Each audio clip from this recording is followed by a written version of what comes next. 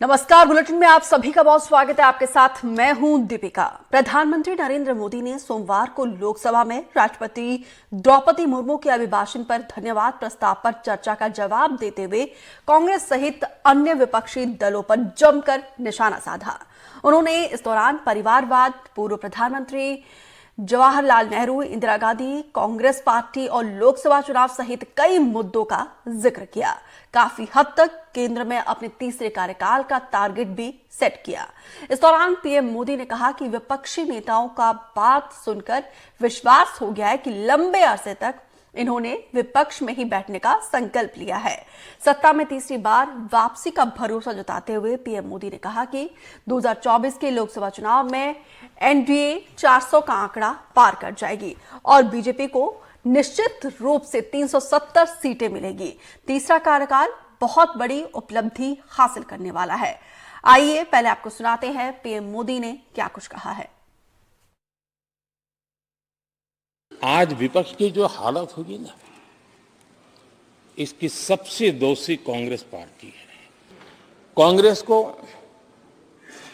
एक अच्छा विपक्ष बनने का बहुत बड़ा अवसर मिला और 10 साल कम नहीं होते, लेकिन 10 साल में उस दायित्व को निभाने में भी वे पूरी तरह विफल गए। और जब खुद विफल हो गए तो विपक्ष में और भी होनहार लोग हैं, उनको भी उभरने नहीं दिया। अगर किसी परिवार में अपने बलबूते पर जन समर्थन से एक से अधिक अनेक लोग अगर राजनीतिक क्षेत्र में भी प्रगति करते हैं, उसको हमने कभी परिवारवाद नहीं कहा है। जो पार्टी परिवार चलाता है, जो पार्टी परिवार के लोगों को प्राथमिकता देती है, जो पार्टी के सारे निर्णय परिवार के लोग ही करते हैं, वो परिवारवाद है। तो बीजेपी ने बहुत बड़ा टारगेट सेट कर लिया है। इस पर बातचीत करने के लिए खास मेहमानों का पैनल हमारे साथ जुड़ रहा है। डॉक्टर प्रेम व्यास बीजेपी के प्रवक्ता है और अभिनव बरौलिया कांग्रेस की तरफ से अपनी बात रखेंगे और देशदीप सक्सेना वरिष्ठ पत्रकार है। आप तीनों का एक बार फिर से बहुत बहुत स्वागत है। प्रेम व्यास जी, बहुत बड़ा आप लोगों ने टारगेट सेट कर लिया है और हमेशा हम देखते हैं जिस तरीके से ट्रैक रिकॉर्ड आप लोगों का रहा है, आप लोग जो टारगेट सेट करते हैं उसके आसपास पहुंचे जाते हैं। क्या सर्वे हो चुका है?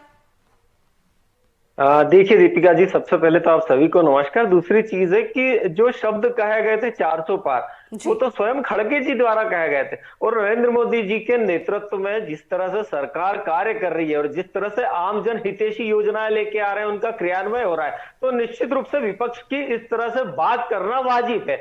दूसरी चीज है, हमने जो टारगेट सेट करा है वो टारगेट विकास, एकता, अखंडता, सांस्कृतिक अभ्युदय, इन चीजों के लिए हमने जो टारगेट सेट करा है वो भारत तीसरी बड़ी विश्व शक्ति के रूप में कैसे उभरे, कैसे हम तीसरी बड़ी अर्थव्यवस्था के रूप में उभरे, ये टारगेट। और दूसरा, ज्यादा से ज्यादा सीटें हम कैसे जीते। अगर आप देखेंगे पूर्व का जब चुनाव हुआ तो लगभग 51% वोट शेयर था भारतीय जनता पार्टी का, और उसके बाद में लगभग 224 ऐसे सीटें थे जो भारतीय जनता पार्टी ने अकेले जीती थी, और 246 सीटें ऐसी थी जिस पर हमारा वोट प्रतिशत 51% के लगभग था। तो निश्चित रूप से हम ज्यादा से ज्यादा सीटें कैसे जीते, हम ज्यादा से ज्यादा विकास कैसे करें, इस ओर हमारा ध्यान आकर्षित होता है। और दूसरी तरफ जो कांग्रेस की पीड़ा है, वो कांग्रेस अभी फ्यूजन में है। हम विजन को लेकर चल रहे हैं, कांग्रेस फ्यूजन को लेकर चल रही है, कांग्रेस डिस्ट्रक्शंस को लेकर चल रही है, और कांग्रेस में एक्सपल्शंस हो रहा है। आप देखिए जिस तरह से राहुल गांधी जी की यात्रा चालू हुई, उसके बाद में पश्चिम बंगाल से एक्सपल्शन हो गया, उसके बाद में नीतीश कुमार जी का एक्सपल्शन हो गया, पंजाब कांग्रेस में एक्सपल्शन हो गया, दिल्ली कांग्रेस में एक्सपल्शन हो गया। घमंडिया गठबंधन जो पूरी तरह से टूट के बिखर रहा है, वो उसका प्रतीक है। ये किस तरह से भ्रष्टाचारी और संपत्ति बचाने का कार्य यहां पर किया जा रहा है। और दूसरी तरफ नरेंद्र मोदी जी के नेतृत्व में भारत किस तरह से सक्षम बन रहा है, किस तरह से आज सांस्कृतिक अभ्युदय हो रहा है, किस तरह से राम राज की कल्पना हुई थी और राम मंदिर के प्राण प्रतिष्ठा कार्यक्रम में समूचा देश और लगभग 54 देश के लोग उसमें मानसिक रूप से या सांस्कृतिक रूप से सम्मिलित हुए थे। तो हमारा विजन अलग है, कांग्रेस का फ्यूजन अलग है। ठीक है।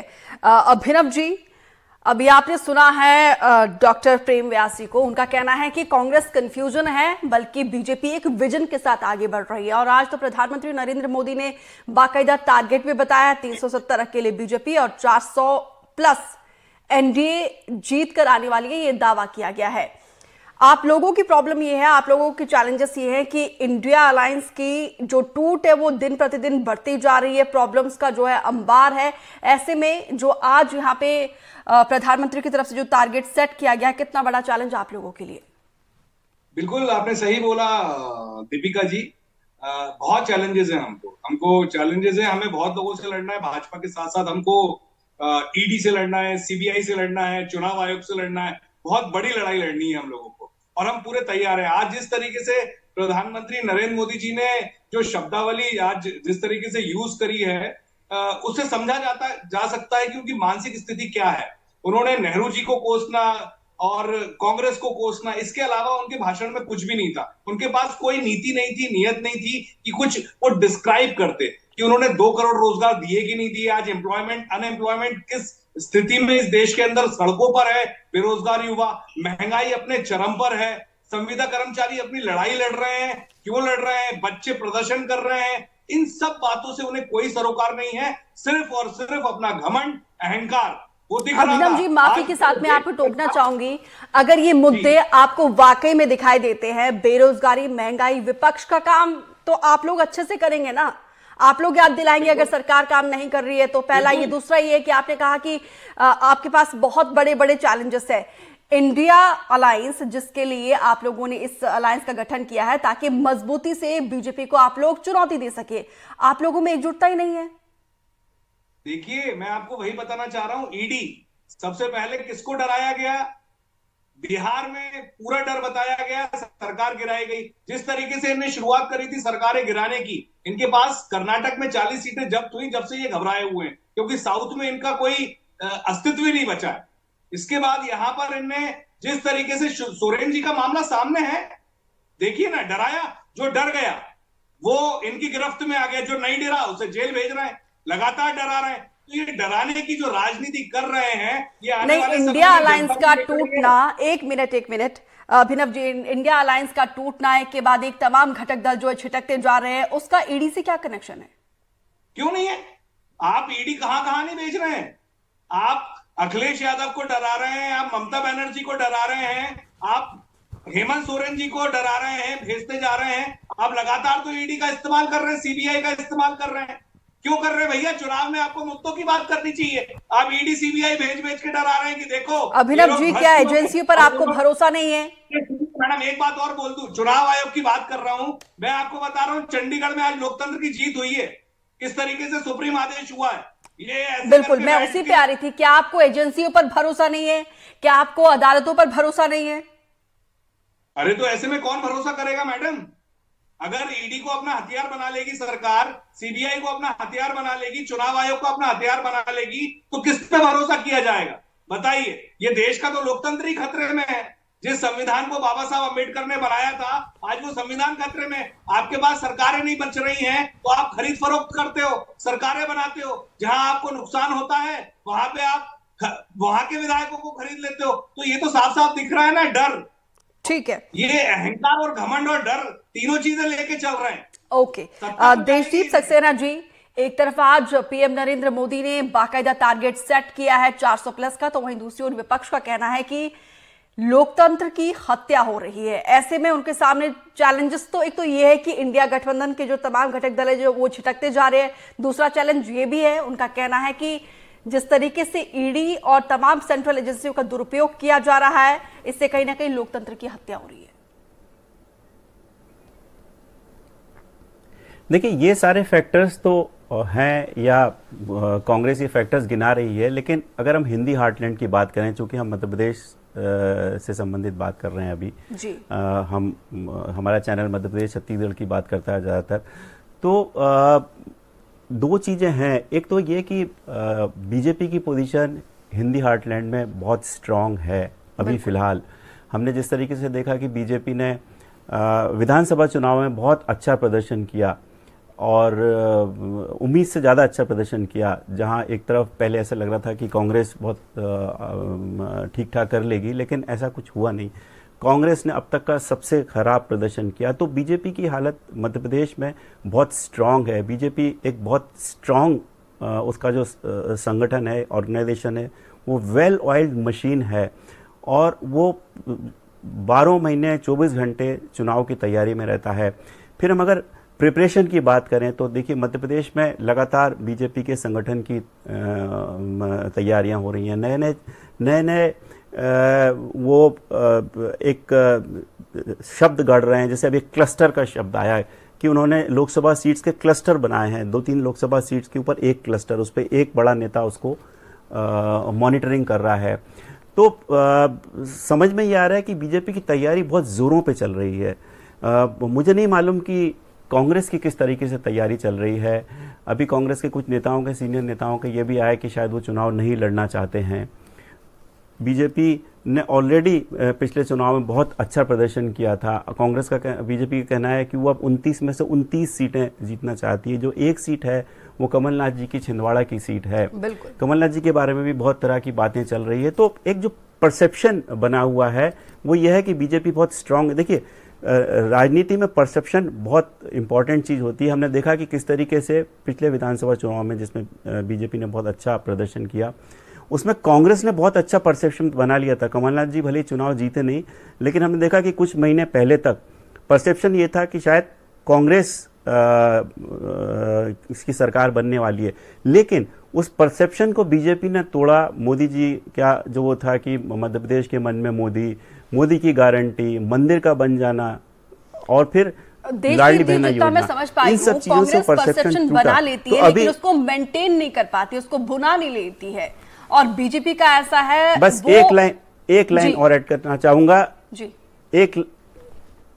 एक लाइन और ऐड करना चाहूंगा कि अभी बीजेपी ने बहुत अच्छा परसेप्शन क्रिएट कर लिया मध्य प्रदेश में कि वो 29 की 29 सीट जीत सकती है। अब कांग्रेस को देखना है कि वो इस परसेप्शन को कैसे तोड़ के और आगे बढ़ती है और अच्छा प्रदर्शन करती है। जी डॉक्टर प्रेम व्यास जी, हम सब ने देखा जैसे ही आप लोगों ने विधानसभा चुनाव में एक प्रचंड जीत हासिल की थी, उसके अगले ही दिन आप लोग छिंदवाड़ा फतेह करने के लिए चले गए थे, क्योंकि 29 सीटें, एक सीट पर आप लोगों ने सिर्फ जीत हासिल करनी है और इसको लेकर आप लोग उसी दिन से लग गए थे। जीत के लिए आप लोगों का जो स्ट्रैटेजी है वो पहले ही दिन से साफ तौर पर दिखाई दे रही है, लेकिन विपक्ष बार बार ये आरोप लगा रहा है कि सेंट्रल एजेंसियों का दुरुपयोग किया जा रहा है, डराया जा रहा है, धमकाया जा रहा है। देखिए, अब चूंकि विपक्ष के पास कोई मुद्दा तो शेष नहीं रहा है। मध्य प्रदेश की अगर बात करेंगे तो 2003 में बीमारू राज्यों की श्रेणी में मध्य प्रदेश आता था, जहां पर सड़कें नदारद थी, बिजली नदारद थी, 10-10 घंटे बिजली जाती थी। और अब यह परिस्थिति है कि 10-10 घंटे गांव में बिजली मिल रही है।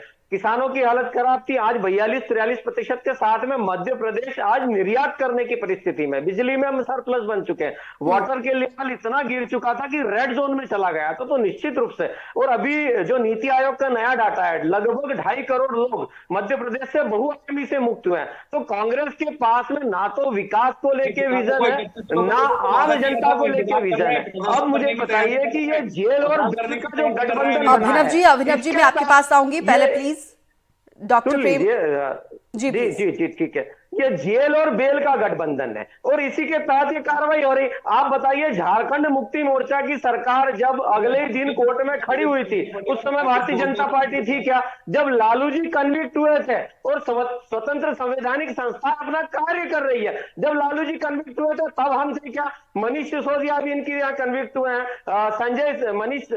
संजय सिसोदिया, सत्येंद्र जैन, शिबू सोरेन जी। और कुछ समय पहले की बात बताऊंगा, शिबू सोरेन जी के समर्थक के यहाँ AK-47 मिली थी, तब भी ईडी का और सीबीआई का छापा पड़ा था। यही देश ने देखा कि किस तरह जी को 2 महीने तक जेल में बंद रखा सीबीआई के द्वारा। और उसके बाद सीबीआई का ये स्टेटमेंट कि सीबीआई को कांग्रेस दुरुपयोग कर रही है। महबूबा मुफ्ती जी ने स्टेटमेंट दिया उस समय कि सीबीआई का दुरुपयोग कांग्रेस करती है, अपने संवैधानिक संस्थाओं का दुरुपयोग करती है। और वही अभी सभी संवैधानिक संस्थाएं स्वतंत्र रूप से अपना कार्य कर रही है। आप बताइए ना, विश्वास क्यों नहीं है? राहुल जी, सोनिया जी जमानत पे, क्या ये तथ्य गलत है? और जो तथ्य मैंने बताया, जिनको सुप्रीम कोर्ट तक जमानत नहीं दे रही है, तो जो इनका कीड़ा है, आप भ्रष्टाचार छोड़ दीजिए तो आपके यहाँ कार्रवाई होना छूट जाएगी। ये जेल अभिनव जी, का जी गठबंधन है। ठीक है। अभिनव जी, आपके नेता का जो ये यात्रा चल रहा है, भारत जोड़ो न्याय यात्रा, इसमें हम लोग कुछ शब्द बार बार देखते हैं, बेखौफ है, निडर है, डटकर सामना कर रहे हैं, और जाहिर सी बात है उनके इस लाइन को आप लोग भी फॉलो करते होंगे, आप लोग को भी कोई डर नहीं होगा, बेखौफ होकर आप लोग डटकर चुनावी मैदान में आप लोग हमेशा नजर आते हैं। एक सीट है सिर्फ आप लोगों के पास एमपी में और 2 सीट छत्तीसगढ़ में है, क्या स्ट्रैटेजी है लोकसभा चुनाव के लिए, बताइए।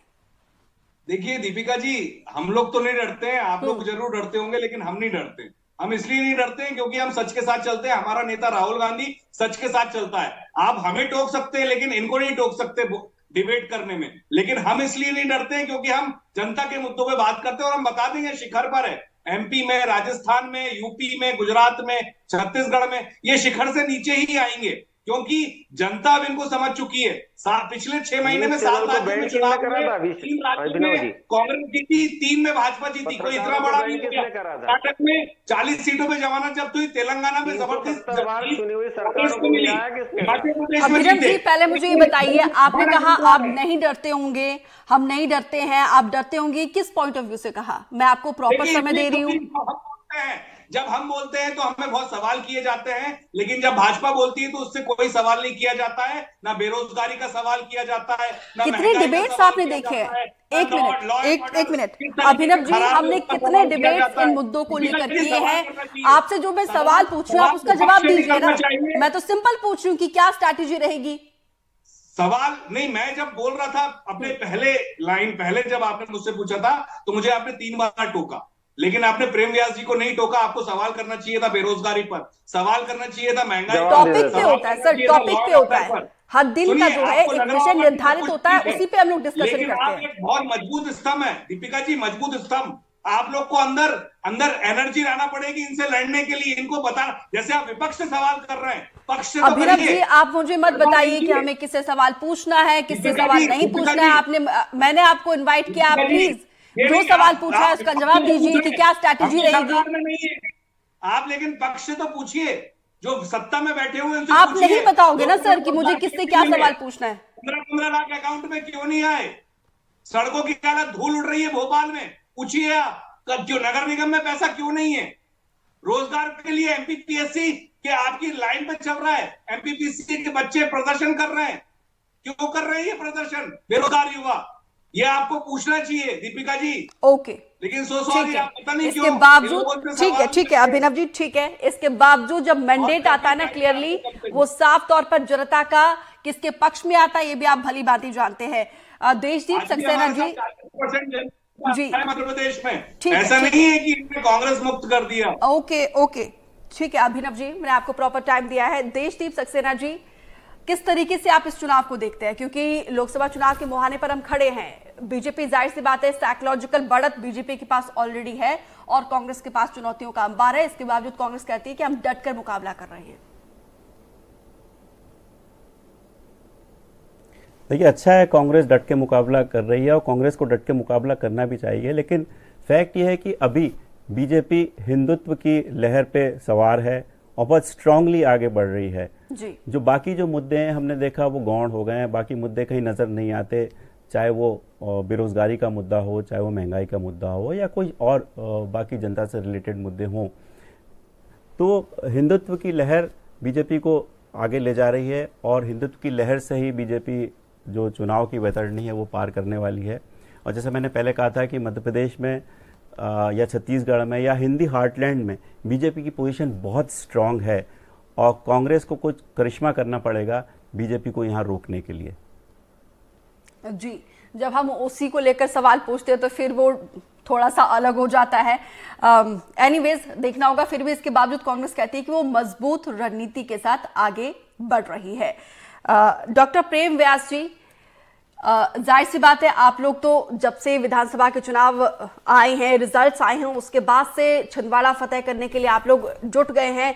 इसके बावजूद जिस तरीके से विपक्ष की तरफ से बार बार सवाल उठाए जा रहे हैं कि बेरोजगारी, पेपर लीक, ऐसे तमाम मुद्दे हैं, इसको लेकर कहीं ना कहीं आप लोग उन चीजों को अवॉइड कर रहे हैं।